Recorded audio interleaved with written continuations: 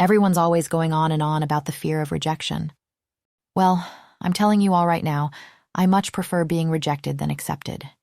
Rejection comes with people leaving you alone, but with acceptance comes expectations. And that's where the real problem starts. For the longest time, I thought this to be a universal truth. I was completely unlovable. And the upside to having such criminally low self-esteem was that it took the sting out of most insults.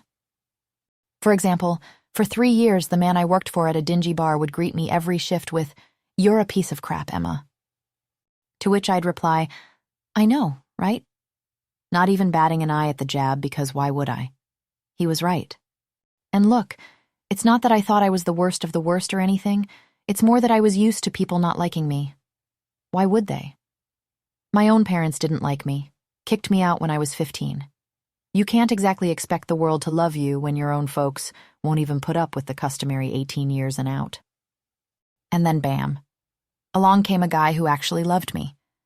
Now that brought its load of trouble and heartaches, way more than rejection ever did.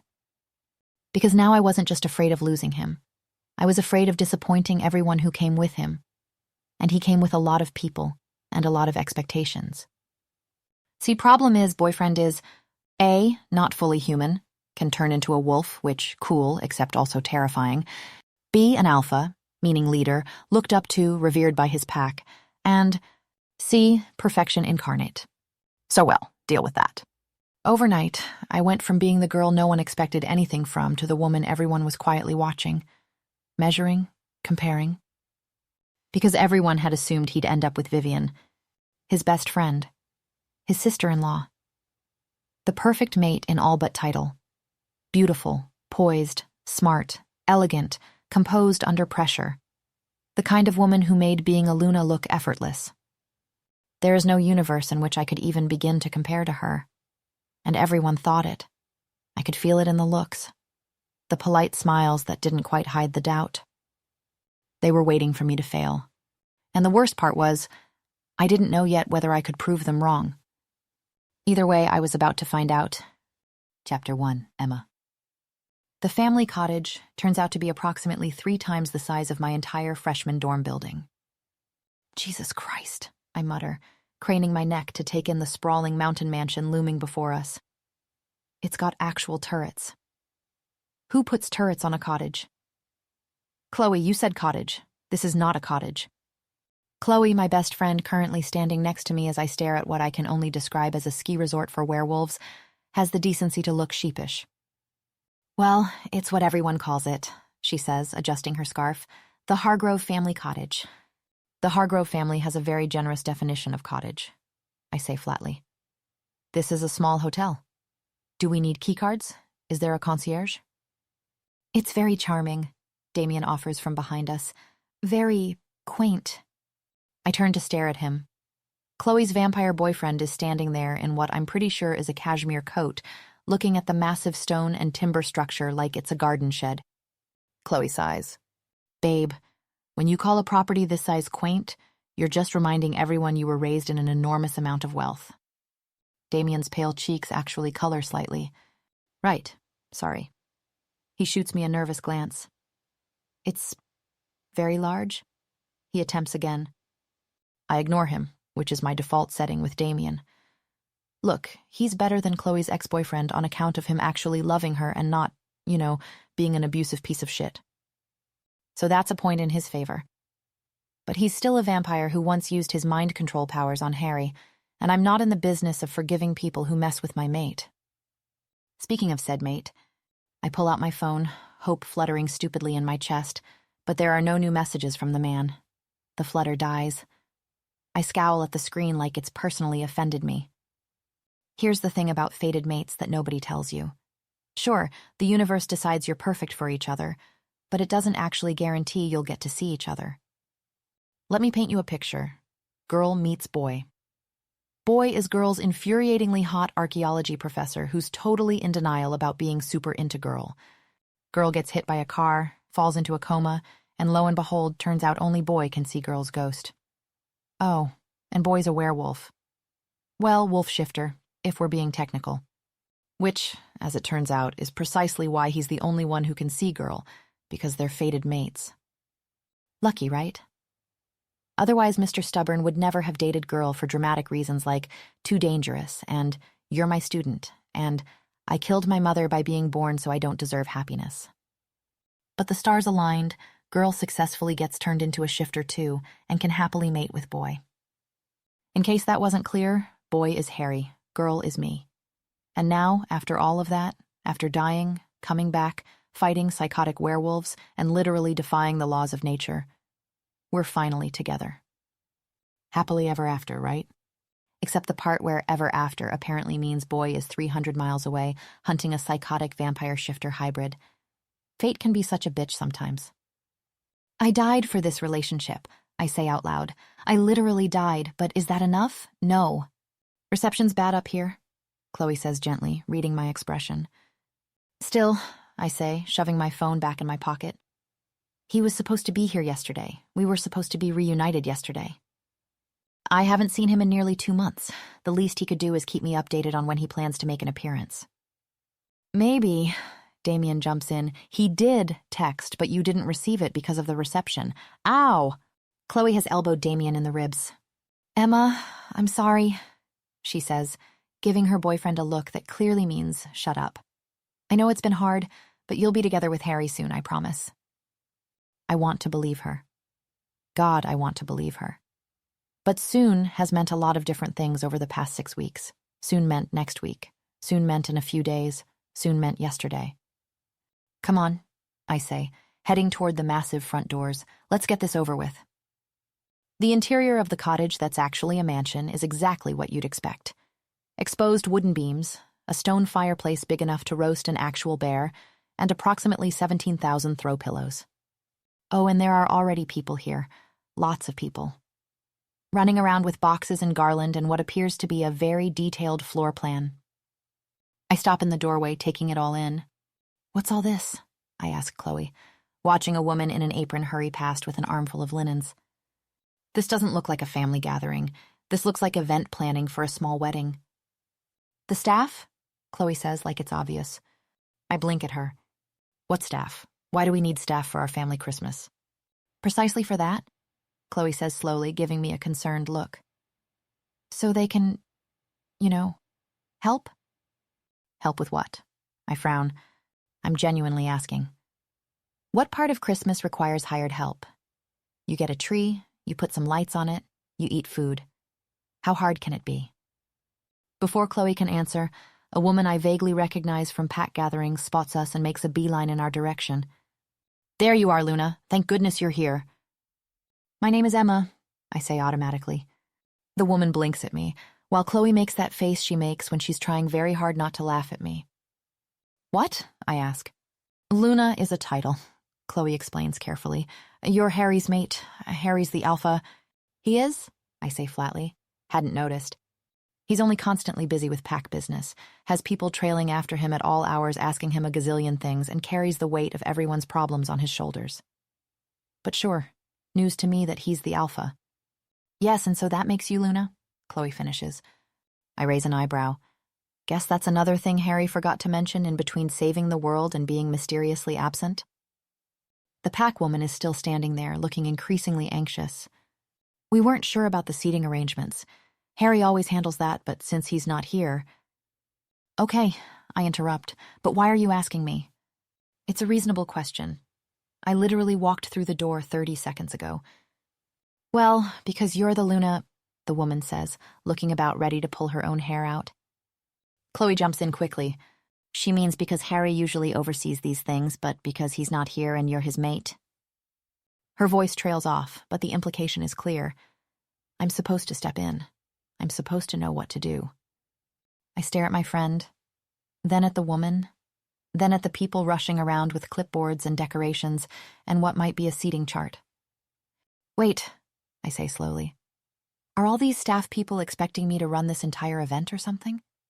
Another person appears, a man with an actual clipboard. Luna, quick question about the dinner schedule. Are we doing the gift exchange before or after? Oh my God, they totally are, Damien exclaims. I turn to Chloe, panic rising in my chest like floodwater. Chloe, they expect me to organize this, I tell her, panicked. It's going to be okay.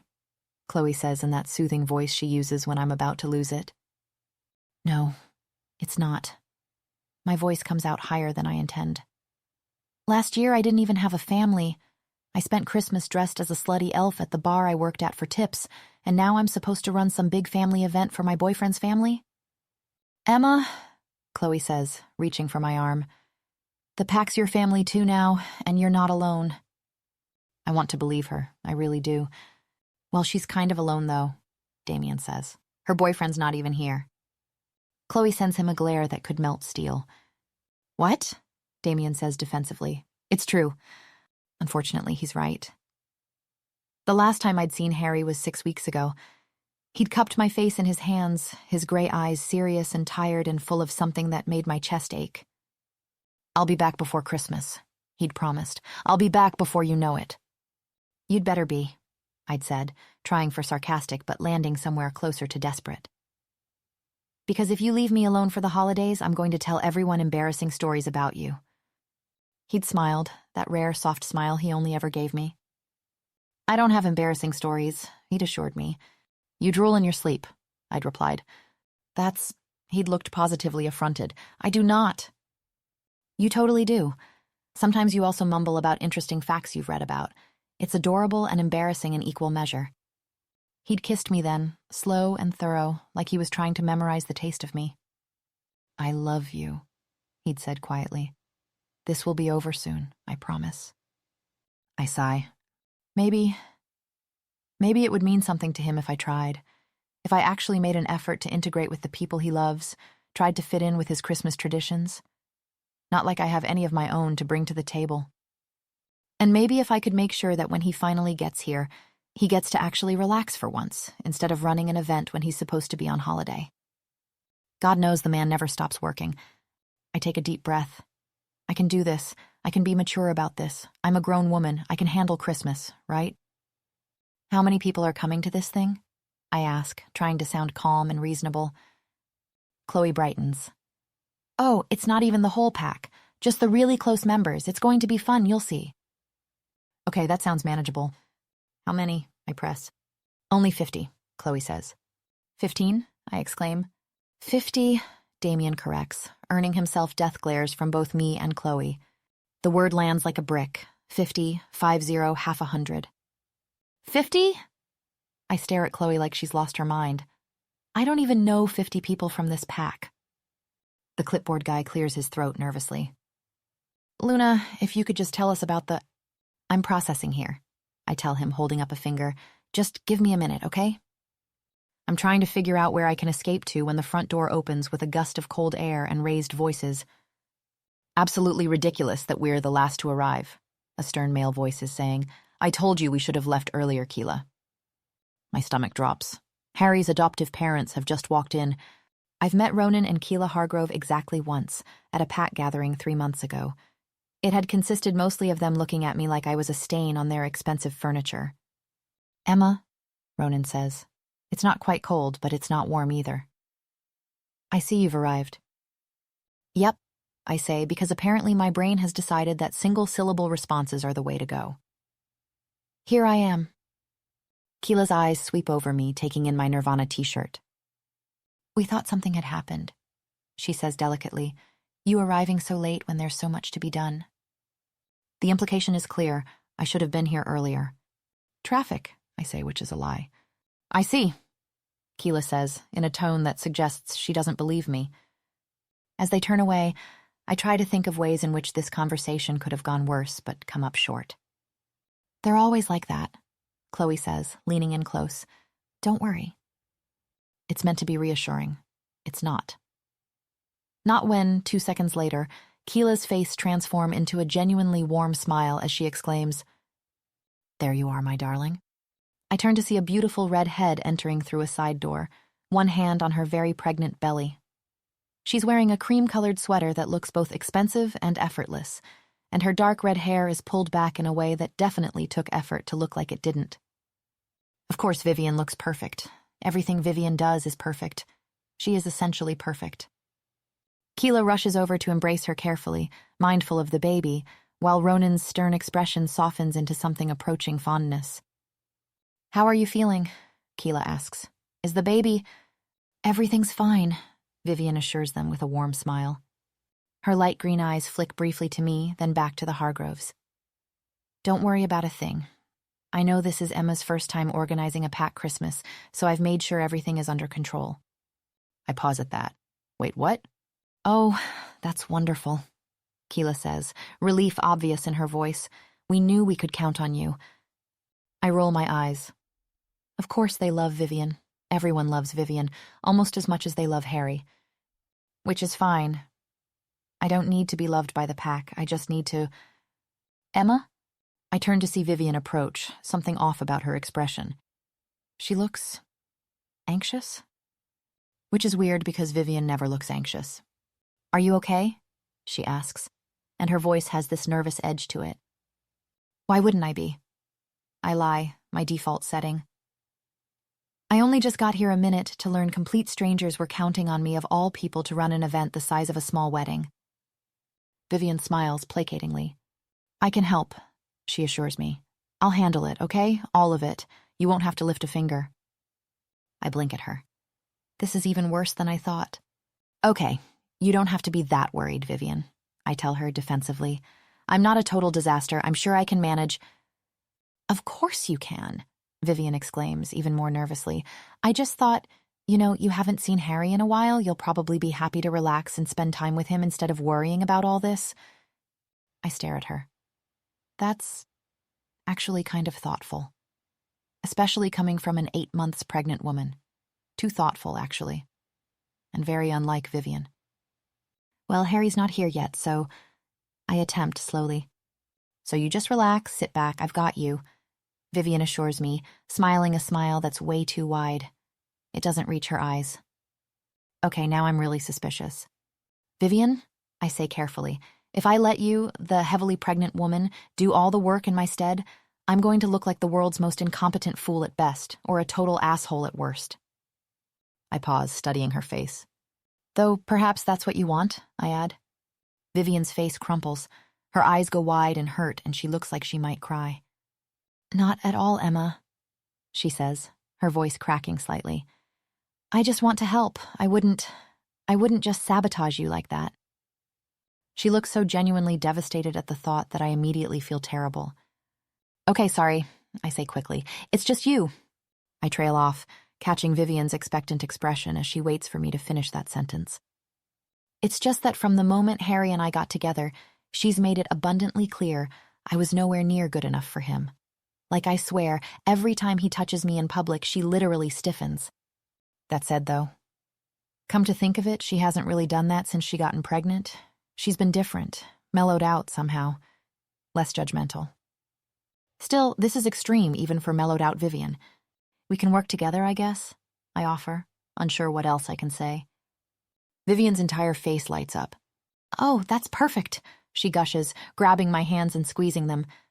Okay, so I'll handle the seating arrangements and the food coordination and the decorations and the schedule, Vivian says, counting on her fingers as she lists. And making sure the staff knows what to do and coordinating with the caterers and... Oh, she beams at me. Emma, you can be in charge of making sure there are enough napkins. I blink. Napkins? I ask. It's very important, Vivian says seriously. We need cloth napkins, obviously, not paper, and they need to match the table settings and, well, I'll make sure you have a list of exactly how many we need and where to put them, and where to get them, okay? She squeezes my hands one more time, then bustles off toward a group of staff members, calling out instructions about table placement while I stand there, gaping after her. Napkins. She's going to run the entire thing, and I need to look after napkins. Chloe, I say, not taking my eyes off Vivian's retreating form. I know what you're going to say. You do? Chloe asks. Yes. You're going to say people change, and it's Christmas, and maybe Vivian just wants to be nice, I mutter. But I think... Oh no, Chloe says, shaking her head. That was weird as fuck. Something's up with her. I turn to stare at my best friend. Chloe, who always sees the best in people. Chloe, who could find a silver lining in a natural disaster. If even Chloe thinks something's wrong, then something is definitely, seriously wrong. What do you think it is? I ask nervously. Chloe just shakes her head, watching Vivian direct staff members with manic energy. I have no idea, she says with a frown, but whatever it is, it's big. Great, I groan. Just great. I pull out my phone again, still nothing from Harry. This is going to be a disaster, I can feel it. Chapter 2, Vivian. The kitchen smells like cinnamon and roasted pine nuts, the sharp bite of fresh rosemary someone's chopping at the far counter, and underneath it all, the stress sweat from the catering staff. No, I'm saying to the head chef. We'll need 3 different vegetarian options because we have pack members with dietary restrictions. I pause. My baby is shifting inside me, an elbow or maybe a knee pressing against my ribs, and I have to take a breath and press one hand to my stomach. The baby settles somewhat. The appetizers need to be passed no later than 7.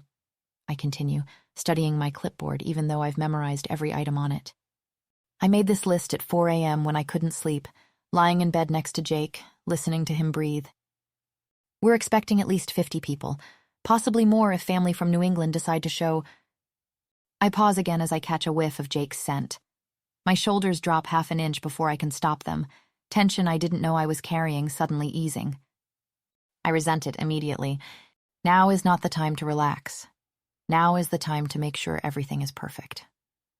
And the mulled wine needs to be ready by 6, I continue, louder than necessary. People will want something warm when… Babe, Jake's voice, rough with sleep. I can hear him moving behind me, smell the coffee he hasn't had yet, the faint scent of the sheets still clinging to him. I don't look up from my clipboard.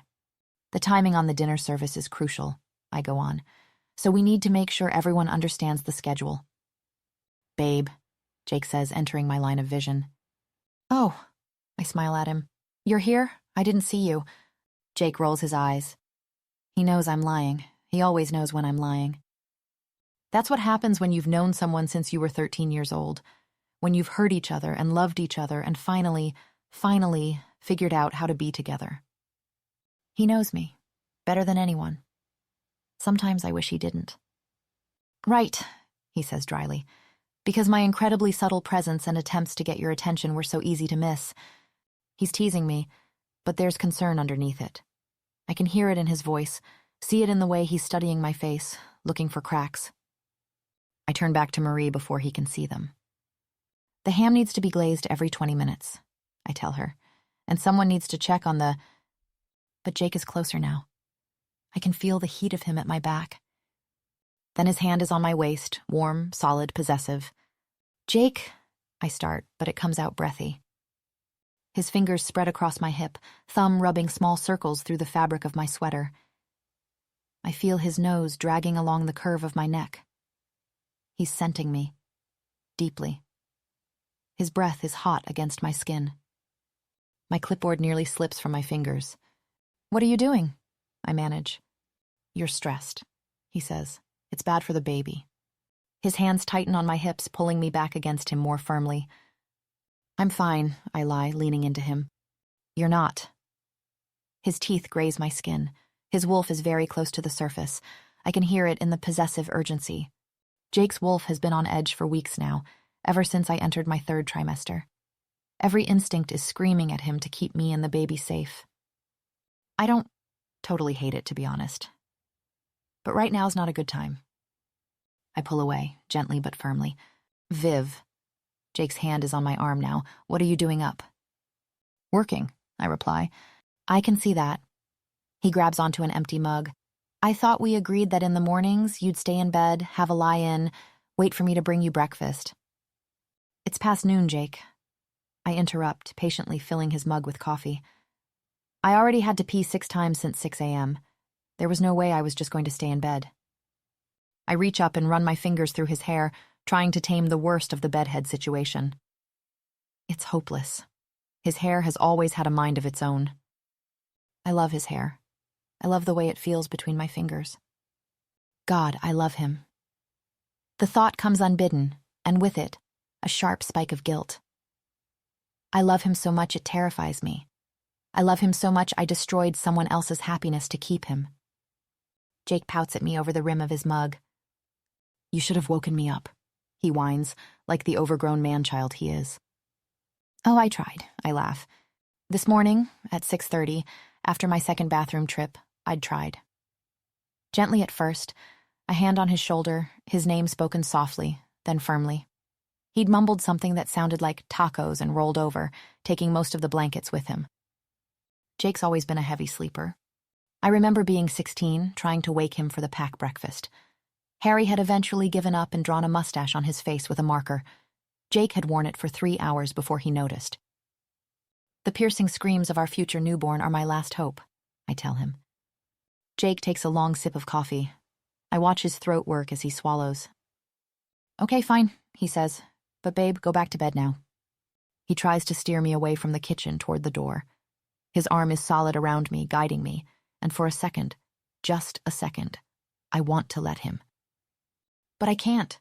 Or chill on the couch or something, Jake continues. I'll make you a snack. I duck under his arm, slipping away. I can't, Jake. My voice comes out sharper than I intend. There's just way too many things to get done for the party tonight. I feel Jake gape after me. The party? His voice climbs an octave. Vivian, I sure hope you don't mean the annual Christmas Eve party / enormous pack gathering my parents insist we host every year. I turn back to him. What else would I mean? I deadpan. You can't be serious. Jake strides toward me. Viv, every year that thing gets bigger. We host like an insane amount of guests. Which is exactly why I have to organize. I cut him off. The baby kicks, hard, right under my ribs, a sharp jab that makes me catch my breath. I press my hand to the spot, rubbing gently. It's precisely why you shouldn't. Jake's voice is rising now. He points at my stomach, at our baby, accusingly. It's too stressful. You should be resting. The doctor said it could be any day now, and in case you haven't noticed, we're stuck in the mountains. It's fine, I say. There are at least 2 pack healers in attendance tonight. Jake growls. We barely even know them, he argues. Why are they in attendance? Seriously, what's up with these huge fancy business meetings we have instead of Christmas?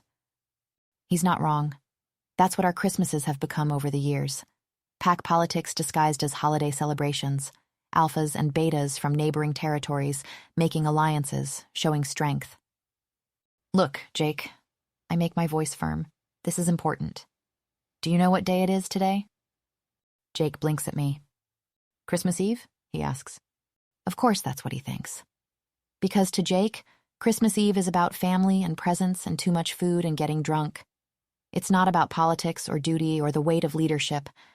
Harry takes care of that. Harry always makes the annual Christmas party perfect. He remembers everyone's dietary restrictions, everyone's feuds and friendships, who needs to be seated far apart and who wants to be together. He takes care of everyone. I sigh and turn to the catering staff. Guys, I say, what day is it today? Marie doesn't even hesitate. It's the day the Alpha comes home, miss. See? I snap my head back to look at Jake. Today's the day the Alpha comes home. Jake is staring like I've sprouted a second head. What the? He shakes his head, bewildered. Babe, why are you calling him the Alpha all of a sudden? That's so weird. Have you forgotten the number of times Harry held your hair while you puked due to alcohol poisoning? Ow! I elbow him in the ribs. Hard. That happened one time, jackass? I hiss at Jake. Still counts, Jake says.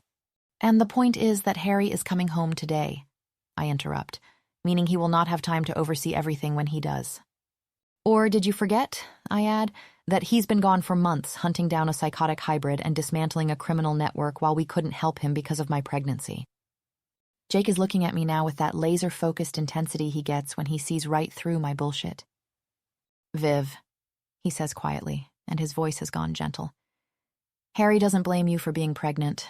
He's happy for us. My breath hitches. Of course he is. Of course he's happy for us. I remember his face when we told him about the baby. The way his gray eyes had lit up, the rare, genuine smile that transformed his usually serious expression. My chest feels tight. My throat is closing. I know that. My voice comes out too high, too thin, not controlled at all. Jake's expression shifts, goes serious in a way it rarely does. He steps closer, lowering his voice so the catering staff can't hear. Viv, he says softly. This is about the thing, isn't it? My hands start shaking. I clasp them together. What thing? I ask, but my voice cracks on the words. Jake gives me a look, his blue eyes steady on mine. You know? His expression says. And I do. The alternate reality. The wish. The choice I made to sabotage Harry and Emma's relationship so I could stay with Jake in that world. The way I chose myself over them. Harry and Emma getting back together would have reset this alternate reality in which I'd finally found happiness with Jake. At the time, I thought we would never be able to work things out in this one. I couldn't lose him, and so I deliberately separated Harry from his mate. Not only that, but getting Emma out of the picture had put her in danger in the process. I hadn't done that knowingly, because I deliberately not wanted to know, and she'd almost been killed. Because of me. Now they don't remember. Harry and Emma have no memory of that other reality, of what I did to them. Only I remember. Jake knows. I've told him. We agreed to move forward. Be grateful for the baby, for each other, for the happy ending we got. But I can't let it go. The thing we don't talk about, Jake says when I don't respond. Then why are you talking about it? I ask, turning away sharply. Because you're being weird about Harry's return. His voice rises slightly. I tense at the name. I'm not being weird, I insist. I'm setting up the event I've helped Harry set up for years. We always co-host. Yeah, and this year you're pregnant with my child, Jake says, and there's something fierce in his voice now. And Harry has a mate now to co-host. Jake, you know Harry hasn't even begun explaining to Emma what being Luna entails. I remind him. He literally told us to shield her from it because she's already learning what it is to be a shifter, which is a lot. It had been shortly after they'd been mated. I don't want Emma troubled with all that Luna stuff when she's still learning to manage her new abilities, Harry'd said, his gray eyes. Serious. It's too much. She's already overwhelmed. Jake, sprawled in his chair with his usual lack of concern for proper posture, had smirked. More like you're worried she'll bolt when she finds out dating you comes with a stack of responsibilities the size of the Continental Divide. Harry had given him a look that meant you're not wrong, but I'm not admitting it. Then he'd turned to me. I'm counting on you, Viv, he'd said quietly. Make sure everyone leaves her alone. She has enough on her plate as it is. Yes, fine. You're right. He did say that, Jake concedes now, pulling me back to the present. But that was before you became pregnant. Jake. I interrupt him, and my voice has gone sharp, defensive. I don't know why we're even debating this. Less than a year ago, Emma was a human student with no family and no prospects.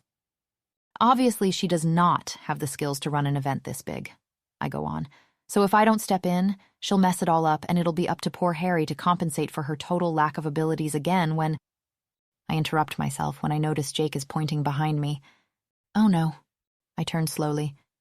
Emma is standing in the kitchen doorway, spine straight, jaw tight, shoulders squared. Oh God, no. Emma, I exclaim, how are you doing? Emma gives me a smile that's all teeth and zero warmth. Stellar. Her voice drips with sarcasm. I looked into your napkins. You wanted paper, right? For a second, I'm confused. Then I remember. Earlier, I'd asked her to check on the napkins. Cloth! The word bursts out of me, scandalized. I can't help it. Paper napkins? At a packed Christmas? Emma, we need cloth napkins matched to the table settings, properly pressed. Emma rolls her eyes. Right, she snaps. Must have escaped me with my poor background and total lack of skills. Jake snorts beside me. I send him a death glare. Oh, come on, he says, not even trying to hide his amusement. You literally just said she was no help. No wonder she's annoyed. Not helping? I hiss. Emma is already turning to leave, her shoulders tight, her movements sharp with anger. Emma, wait. I move to follow her, but my pregnant belly makes me waddle more than walk. Viv! Jake grabs my arm, trying to pull me back. He's going to start lecturing me now, about letting Emma handle things herself, about resting. But I can't let Emma do this alone. I can't. I already abandoned her once. In that other reality, when I chose my happiness over hers and Harry's. When I actively sabotaged their relationship. When I stood by and let her almost die. Yes, that reality was undone. Yes, she doesn't remember. But I remember what I did to her. How I dismissed her, undermined her, treated her like she was nothing, like she was an obstacle instead of a person. And I can't do that again. I won't. Babe, look, you need to relax. Jake starts. You know what? I spin around to face him. How about you help me, huh? How's that? Jake looks startled. Me? His tone says it all. Me? Help organize a party? Have you lost your mind? And he's right to be surprised. Jake has never helped run an event in his entire life. He shows up, he drinks, he charms everyone. He's the life of the party. But organize, plan, execute? Jake doesn't do those things. Yes, you, my love? I give him my biggest, brightest smile, the one he knows means I'm not being nice. I'm challenging him. The one that says, prove me wrong. It works. I can see it in the way his jaw sets and his eyes flash. He's never been able to resist a challenge, especially not from me. Fine, Jake says, squaring his shoulders. Yes, I'll help. Darling. He drags out the endearment, making it a mockery. Happy to. We smile at each other. It's not a nice smile on either end.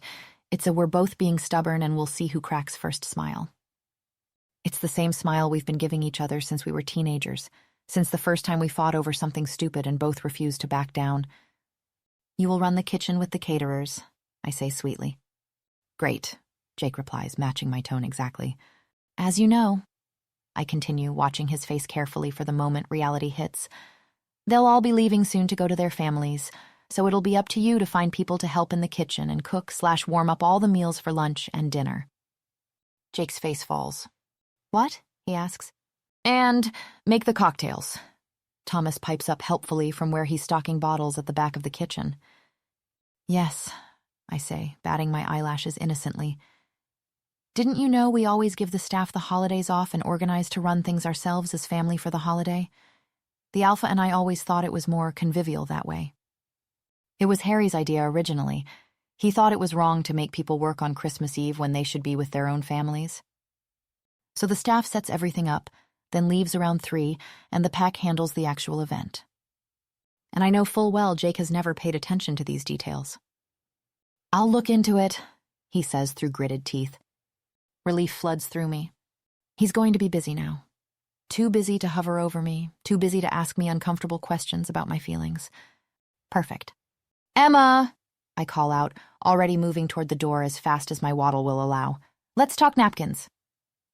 I can feel Jake's eyes on me as I leave. I can sense his concern, his frustration, his love. But I have to make things right. I have to make Emma's life easier, so Harry's life can be easier. And so this weight on my shoulders can perhaps finally lift. Chapter 3, Emma. Can you believe her? I screech. Like, because I used to bartend, I can't pick out napkins? Is she for real? I'm pacing. Back and forth across the guest bedroom I've claimed as my temporary refuge from the absolute insanity downstairs. You know, I've had about enough of her holier-than-thou attitude. I go on. Like, she's so perfect? You know that she got pregnant from her mate in another reality? But somehow I'm the problem because I don't have a family and I wasn't born a shifter? Like, how is that even my fault? My feet are wearing a path in the expensive rug, probably some antique Persian thing. Good. Maybe I'll wear a hole in it. Look, I declare, I shouldn't even be saying this, but you're like the wisest person I've ever met, so I know you'll keep it to yourself. I take a breath. This has been sitting on my chest for months, and it needs to come out. How is she so possessive of Harry when she's literally pregnant with his cousin's baby? Like what, she needs both to be happy or something? That's weird, and incestuous, and weird. I cross my arms waiting for validation. The only thing I get is the sound of electronic beeping and music from what is most likely a Super Mario game. Are you listening to me? I prompt. What? Max curses silently at her screen. Sorry, but I'm having trouble with the final boss. I stomp my foot. Max, are you serious right now? I'm having a crisis and you're focusing on some stupid game? The girl finally deigns to look up from her console, and her expression is so fed up that I almost laugh despite myself. I'm a 12-year-old kid, Emma, she points out. What did you expect? Max, be serious here, I shoot back. You know I trust no one's opinion more than yours. That's sad, man, she tells me. But I'm right, aren't I? I press, needing the validation. I mean, Vivian is being a total pain here. Max makes a sharp shushing noise, her hand coming up in a silencing gesture. Let me think, she says. She goes very still. Her eyes unfocus slightly, and her head tilts to the side like she's listening to something. Right, so... Max glances briefly to her left and frowns, nods, like someone just told her something. Look, I think you should keep in mind that Vivian is pregnant right now, and so, in a vulnerable place, she declares. I stare at her. What's that supposed to mean? She's about to bring a baby into the world, Max continues. Her entire life is going to change. You can't blame her for wanting stability, reassurance. I shake my head in disbelief. Excuse me, but how would you even know about that? You're 12, I exclaim. You just said I was wise, Max snaps, some of her usual kid attitude returning. Doesn't mean you need to sound like the Dalai Lama, I snap. It's freaky. Max rolls her eyes dramatically. Look, hormones and shit, she translates. She's feeling sensitive, all right? I nod. Yeah, okay, that's... Also, Max adds, every wolf in the vicinity is going to be smelling her soon-to-arrive innocent child on her and feeling extra protective. Yes, even your mate. She gives me a pointed look and my stomach drops. So if I were you, Max continues, I wouldn't go face-to-face with Vivian right now. You'll lose by default. Everyone is going to be on her side. I groan, throwing my head back. Everyone is always on her side, Max. She's Little Miss Perfect. The only person who was remotely willing to criticize her is now sleeping with her. I stop, realize what I just said. I mean, is in a relationship with her, I correct quickly. I know what sex is, Emma, Max snorts. Of course she does. Anyway, I say, trying to redirect. What am I supposed to do? Let her walk all over me? Yeah, I guess. Max shrugs. Look, she wants to run this entire event in your stead. Let her. Less work for you. I consider this. It's logical, practical. And honestly, Harry would probably tell me the same thing. God, I wish he was here. I guess, I concede. But everyone is going to think she's done amazing again while I look lazy and incompetent in comparison. So what? Max meets my eyes. You already pale in comparison. Nothing new. I grimace. But maybe if I step up and plan a really nice evening for all those fancy shifter people I've never met, maybe for once people will see Vivian isn't like a gazillion times better than me, I argue. That's a big maybe, Max says. Not to mention, only achievable if you pull it off, which is a big IF. Fine, I throw my hands up, so I give up. Competition over. She wins. I stomp toward the door, feeling childish and not caring. At least someone here is treating me like an actual person, instead of a disappointing substitute for whatever perfect Luna they were expecting. I realize halfway down the hall that I haven't thanked Max for her advice, so I quickly turn back, walk toward the kid's bedroom, and freeze at the door. Max is looking to her left again at that empty space, and she's talking. Quietly, like she doesn't want me to hear. What? She's saying. I told her what you said about Vivian feeling vulnerable or whatever. What else would you have me do? A pause, like she's listening to a response. Except there's no one in the room with her. Nah, Emma's right, Max affirms. Vivian is kind of a bitch. I slip out of the room silently, my new shifter hearing picking up more of Max's one-sided conversation even as I close the door. I make it maybe 3 steps down the hallway before nearly colliding with Chloe. There you are, she exclaims, grabbing my arms to steady us both. You're back. Relief floods through me. Chloe went to pick up Rose from the train station, Damien's little sister who, like Damien, bears the vampire gene, but unlike him, hasn't changed into one yet. Did you get Rose? I ask. Yeah, she's settling in, Chloe beams.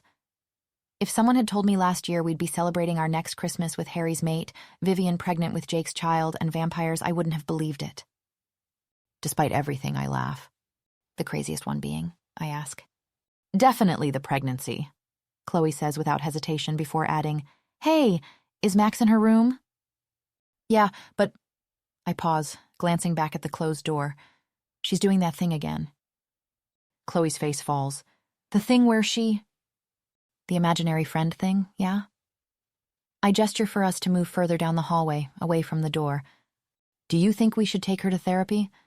Harry said she should go to therapy, to which I said he was a total hypocrite because he won't go to therapy. A massive crashing sound erupts from somewhere downstairs. Even from up here, with walls and floors between us, I hear it clearly. What was that? I ask, already moving toward the stairs. Chloe shakes her head, confused. I have no idea. We hurry downstairs, following the noise and the smell of something burning. Multiple somethings burning. The acrid scent reaches my nose before we even get to the kitchen, making my eyes water. We round the corner and... What the... I stop dead in the doorway. The kitchen looks like a war zone. No, worse. Like a war zone where the losing side was armed exclusively with baking supplies. There are not one, but two small fires, actual flames, crackling in two different pans on the stove. Flour coats every surface like freshly fallen snow, but less magical and more apocalyptic. Eggs are smashed on the floor, yolks spreading in bright yellow pools. Something that might have once been vegetables is scattered across the counter, and there's a pot boiling over, sending starchy water cascading onto the stovetop with an angry hiss. In the middle of this chaos stands Jake, his blonde hair dusted white with flour. Jake, what is happening? I ask, my voice climbing despite my best efforts to stay calm. Chloe is already moving, grabbing a fire extinguisher from the wall with the efficiency of someone who's been through pack disaster training. Fuck if I know, Jake exclaims. The catering staff left me this list, right? They were like, Jake, you just need to do these simple things. And they gave me this whole... He gestures wildly at a piece of paper covered in complicated instructions. This entire list of times and temperatures and let it rest and baste every 15 minutes. And I was like, okay, sure, I can handle that. Chloe sprays white foam over the fires. They sizzle and die. But then, Jake continues, clearly spiraling, Vivian came in and gave me additional instructions, which were different. She was all the lamb needs to be at 325 degrees, but the caterers said 350. And then she said something about the roasting vegetables needing to be stirred, and I tried to do both, and then everything started burning at once. Jake, I interrupt, just tell me what happened to the food. Chloe is checking the ovens now. She opens the first one, and a wave of smoke pours out. She coughs, waving it away. Your 3 roasts have been carbonized, she observes, setting the pan on the counter with a dull thunk. Jake's face crumbles. Well, at least there's a 4th one. Chloe checks another oven. Nah, it's burnt too, she reports. Fuck. Jake slams his hand on the counter, sending up a poof of flour. The kitchen door swings open and Damien enters, Rose trailing behind him. They both stop short, taking in the scene. Oh my God, Rose breathes. What happened here? We're basically out of food, Jake says, and his voice cracks slightly. The caterers left us with all the preparation done, and I've burnt it, all of it. We have 50 people coming in. He checks his watch. Less than 2 hours and we have nothing to feed them. Vivian is going to kill me. Or worse, leave me. Here. Damien, who's moved to the bar area at the beginning of Jake's speech, is already mixing something.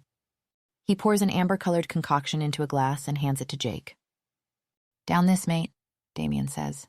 Looks like you'll be needing it. Jake knocks it back in one swallow. Good stuff, he says automatically, then goes right back to panicking. But seriously, what are we going to do? Everyone's going to arrive expecting this amazing feast and we have nothing. Okay, I interrupt, opening cabinets, checking the fridge. What's actually salvageable? Chloe joins me, and together we take inventory. Most of the roasts are burnt beyond recognition. But there are vegetables that are only slightly charred. We can work with those. There's bread that's untouched. Cheese. Some appetizers that were pre-made and just need to be plated. It's not great. It's nowhere near enough for 50 people. But it's something. Okay. I turn to face the group. Jake, you're going to plate these appetizers, make them look nice, use the fancy plates, whatever. We need to start serving something in the next 30 minutes. Jake nods, looking grateful for clear instructions. Chloe, you're going to help me salvage what we can from the vegetables. We'll call them rustic and roasted and hope nobody asks questions. On it, Chloe agrees. I turn to Damien. Cocktails, I say. Can you make everyone loads of cocktails? Damien's face lights up. Of course, he says, already moving back to the bar. What did you have in mind? Make a big pot of mulled wine, I tell him. A big pot of eggnog, and Pims? Can you make Pims?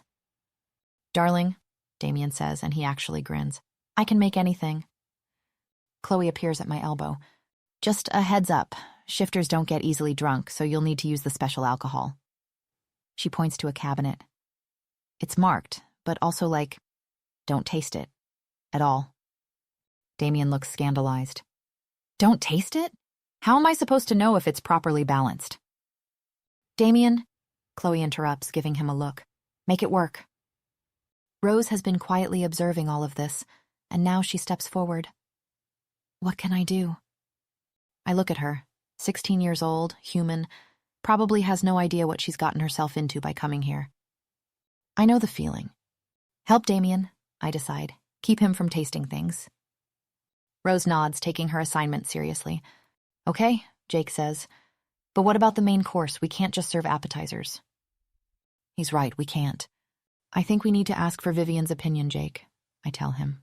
I'm sorry. Jake's expression crumbles. No, you're right, he says quickly. You're right, we should tell her. She needs to know. A pause. Can you tell her? I want to say no, but looking at him, flower-covered, panic-stricken, clearly at the end of his rope, I can't. Fine, I say. I'll find Vivian. I suppose it might be fun telling her the father of her child destroyed Christmas dinner. I mean, for once, none of this mess is my fault. Great. Just great. Fine, I say. I'll find her and tell her. But Jake, we need to figure out a backup plan, like, now. Okay. Jake nods, looking relieved to have someone else taking charge. Okay, yeah. We'll figure it out. I'll find Vivian, I repeat, already moving toward the door. I try her scent first.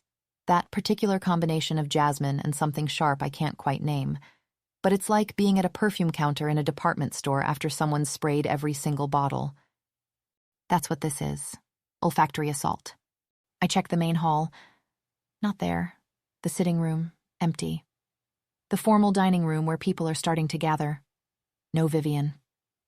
Luna, an older woman with silver-streaked hair, grabs my arm like I'm a life raft. Where should we put the gifts? Harry usually designates a specific table. I look around helplessly. By the tree? I keep moving. Emma? A man I don't recognize waves me over. We're having a debate about whether to set up the children's activities in the sunroom or the library. Sunroom, I say without stopping. More people keep arriving. I can hear the front door opening and closing, hear the greetings and exclamations, hear the growing noise level. And everyone asks the same question. Where's Harry? When is the Alpha arriving? Have you seen him, Emma? I don't know. I want to yell. Maybe he's stuck in traffic. Maybe he's fighting a vampire shifter hybrid. Maybe he's decided to become a hermit and live in the woods. All equally plausible at this point. I pull out my phone again, check it, still nothing. I tell myself I don't care. I tell myself I'm mad at him anyway for leaving me to deal with this without any preparation. You know what? When he arrives, I'm going to ignore him completely, make him work for my attention. Oh, who am I kidding? The second he walks through that door, I'm going to tackle him, or punch him. Could go either way, really. Emma, another voice calls out. I turn to find a woman I vaguely recognize from pack gatherings. Late 30s, elegant in a silk blouse and tailored pants. Her dark hair is pulled back in a severe bun that looks like it's giving her a facelift through sheer tension alone. Hi, I say, trying to place her. She's someone important, I think. Someone who's always near Ronan and Keela at events. So good to see you, she says, her smile not quite reaching her eyes. Actually, her smile looks painted on, like she practiced it in a mirror while saying, I'm definitely not judging you, over and over. So I've been meaning to ask, what are you getting Harry for Christmas? The question catches me off guard. Really? That's what she stopped me for? To ask about Harry's gift. Oh, nothing big, I shrug because it's true. She laughs, but it sounds like wind chimes made of condescension. I completely understand, she says. He's impossible to shop for, isn't he? It's like he doesn't like anything. My eyebrows go up. Excuse me? He does like things. I start, feeling defensive. It must be so hard, she interrupts, not even listening. Having to find him a gift when you've only been together for, What, a few months? I remember when Harry and I were dating, I could never figure out what to get him either. Wait, hold up. She dated Harry? My brain screeches to a halt like a car hitting black ice. This woman with her paint-by-numbers smile and her bun so tight it could double as a medieval torture device, dated my mate? I look at her with new eyes, trying to picture Harry with her, trying to imagine him. Nope, can't do it. My brain is refusing to cooperate with this image. But if you want, she continues, I could give you some advice. I probably know him better than... Oh, no, she didn't. I know what my mate likes, I interrupt. Thank you, though. I turn away before I say something I'll regret. Or more likely, before I say something I won't regret, but everyone else will think I should, because apparently no one appreciates crass sexual innuendos anymore. I'm still coming up with good ones when there's a massive cracking sound from outside. Everyone stops and goes quiet. A minute to honor the dead of sorts. Because outside, the enormous 15-foot Christmas tree that someone spent all afternoon decorating has committed suicide via gravity. Through the window, I see lights tangled, ornaments scattered like the aftermath of a glitter bomb, branches splayed across the driveway. Oh my God, someone whispers. How did that even... Where's Harry? I hear a guy ask. Harry would have checked the stand. I roll my eyes and groan. And there it is again. Harry would have. Harry could have. Seriously, do these people need Harry to tell them when to go to the toilet too, or what? I mean, at this point he's my mate, the literal other half of my soul, and even I am more independent from him than this crowd. I see someone coming near me ready to ask me a question I can already guess. You know what? No, Harry isn't here, and yes, the tree fell. I tell him before he can speak. Deal with it. Keep calm. Move on, okay? I mean, we're just having a rustic Christmas, I tell myself. Very authentic. Very, things go wrong, but we persevere. Honestly, beats last year's bar and the slutty elf costume. Doesn't beat binging the Die Hard trilogy with ice cream, but then again, what does? Actually, Miss Emma, the guy who came to find me attempts, I was sent to tell you that he doesn't finish his sentence because all the lights go out. All of them. The entire house plunges into darkness. Someone screams. Calm down, I shout. Everyone stay calm. It's probably just a blown fuse or... The generator's out, someone yells from somewhere deeper in the house. The backup's not kicking in. Of course it's not. Why would anything work properly today? Does anyone have a flashlight? I call into the darkness. I've got one on my phone, someone answers. Small lights start appearing, phone flashlights, creating little pools of illumination in the dark. Okay, I say. Someone go check the generator, someone else find candles, everyone else just stay where you are and chill, I guess. Meanwhile, I'm internally screaming. We were supposed to be keeping food warm in the ovens, and we need light for people to see their drinks. And I have no idea where Harry is. Candles! Someone appears with an armful of them. I found the emergency candles. Great, I say. Start lighting them, everywhere. Make this place look romantic and intentional instead of like we're having a power crisis. Intentional? The guy asks, sounding confused. It's called fake it till you make it, buddy. Trust me, I'm an expert. I reply, patting his shoulder. People start moving, lighting candles. Soon the house is glowing with warm, flickering light, the candles casting dancing shadows on the walls. And it actually looks kind of beautiful. Atmospheric. Conversations drop to hushed tones, and I think I can work with this. Maybe I'm like some kind of event planning genius instead of someone frantically improvising. Who knew? I'm surveying the candlelit room, mentally checking off tasks and trying to feel like I have any idea what I'm doing, when Damien appears. He's carrying a tray laden with drinks, steaming mugs that smell like cinnamon and alcohol and Christmas. Chloe is behind him, along with a guy from the pack I vaguely recognize. They're all carrying trays filled with drinks.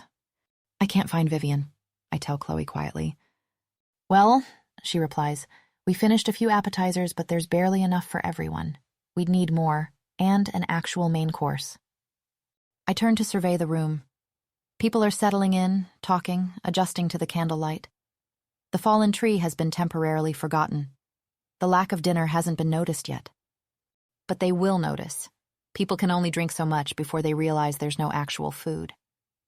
I turn back to Damien. Keep making eggnog, I tell him. It's filling and hopefully the guests will be too. Wasted enough to notice the lack of food? Damien finishes. I meet his gaze. Can you make it happen? I ask solemnly. Damien nods, committed. It would be my honor, he says, expression growing serious. I'll make everything extra strong and hide the taste. They won't know what hit them. Great. I square my shoulders. And I'm going to go find Jake and tell him we should get pizza. I see no way out other than pizza, unless Jake knows the address for a catering service not only open on Christmas Eve, but still available at 7 p.m. Which, let's be honest here, he probably doesn't. Harry's going to walk in and find his Christmas event has devolved into drunk shifters eating Dominoes by candlelight. Oh well, if he wanted things done a certain way, he should have at least called, texted, perhaps shared his itinerary. I'm not bitter. I shove my phone away and start tracking Jake by scent, following his particular pine and whiskey smell through the maze of other scents. Look at me, using my shifter nose like a perfectly competent person. Who's useless now, Vivian? His scent leads me upstairs, away from the main party. Down a hallway lined with family photos, generations of Hargroves staring down at me with serious expressions. Probably judging me for the pizza plan. Whatever, I mutter. You're all dead. You don't get a vote. I follow Jake's scent to a door that's slightly ajar. A private reception room looks like. Smaller, more intimate than the main gathering spaces. I'm reaching for the handle when I hear voices inside. Vivian's voice, high-pitched and hysterical. Oh, great. Pregnant lady breakdown, just what this night needs. I can't do it anymore, Jake, I hear her say. I can't keep this to myself. I have to tell them. Jake's voice responds, lower, urgent. You do not have to tell them. I can't keep lying to Harry. Vivian's voice cracks, and she sounds close to tears. My hand freezes at the door. Did she just say she was lying to Harry? I'm telling him, Vivian says. I'm telling him I purposely broke him off with Emma in the alternate timeline, and that I nearly killed her. My hand drops from the door. I stand there, frozen in the hallway, my heart hammering so hard I can hear it in my ears. Vivian nearly killed me in an alternate timeline? What the heck does that mean? Don't worry, Part 2 is already available on my Patreon, and it's completely free. All you have to do is click the link in the description to listen to the end of the story at no cost. I really hope you enjoyed this first part. I loved writing this exclusive Christmas story, especially getting to spend time again with some of my favorite characters. This was made possible thanks to everyone who supports my work, and I'm truly grateful for each of you. Let me know what you thought in the comments. Love, Lily.